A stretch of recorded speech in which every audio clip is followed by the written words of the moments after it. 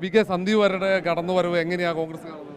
വളരെ ആവേശപൂർവ്വമാണ്, വലിയ ആവേശപൂർവ്വമാണ് കോൺഗ്രസ് ക്യാമ്പ് ഇതിനെ സ്വാഗതം ചെയ്തത്.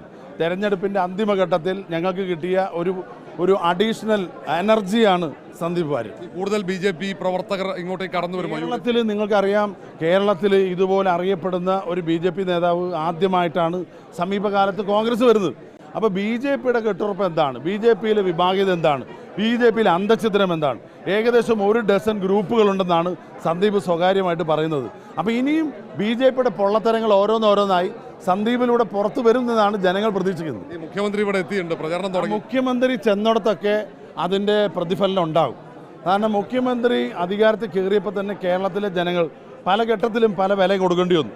പാലക്കാട്ടെ മാർക്സിസ്റ്റ് പാർട്ടി വലിയ വില കൊടുക്കുന്ന ദിവസമാണ് ഇന്നത്തെ മുഖ്യമന്ത്രിയുടെ ഈ സന്ദർശനം. കാരണം മുഖ്യമന്ത്രി വന്ന് ഇറങ്ങിയോടുകൂടി 5000 വോട്ട് LDF പറകിലായി. മുഖ്യമന്ത്രി വന്നതോടെ CPM ആൾക്കാരും കൂടെ കോൺഗ്രസിന് എന്താ സംശയം? മുഖ്യമന്ത്രിയുടെ വലങ്കൈയായിട്ടുള്ള ആള് MV ഗോവിന്ദ മാഷിലെ പറഞ്ഞ് സന്ദീപ് വാര്യർ കൊള്ളാവുന്നവനാണ്, നല്ല പൊതുപ്രവർത്തകനാണ്. MP രാജേഷ് എൻ്റെ ക്ലാസ്മേറ്റ് പറഞ്ഞ ഒരൊറ്റ കാര്യത്തിൽ അദ്ദേഹത്തിനോടേക്ക് യോജിപ്പ് തോന്നിയപ്പോഴറിയോ, സന്ദീപ് വാര്യർ ക്രിസ്റ്റൽ ക്ലിയർ ആണെന്ന് MP രാജേഷ് പറഞ്ഞു. ഇപ്പം എന്താ അദ്ദേഹത്തിൻ്റെ അഭിപ്രായം? അപ്പോൾ ഈ രണ്ടും കൂടി ഈ ബൂമറാങ് കറങ്ങി അടിക്കണ പോലെ അടിച്ച സമയത്ത് അത് ഏറ്റുവാങ്ങാൻ വന്ന പാവപ്പെട്ട മുഖ്യമന്ത്രി ചെല്ലുന്നിടത്തോളം പാവപ്പെട്ട സാധാരണക്കാർ പാതാളത്തിലാവും. അപ്പോൾ പാർട്ടിയും പാതാളത്തിലാവും അധികം താമസിയാതെ. ഓക്കെ.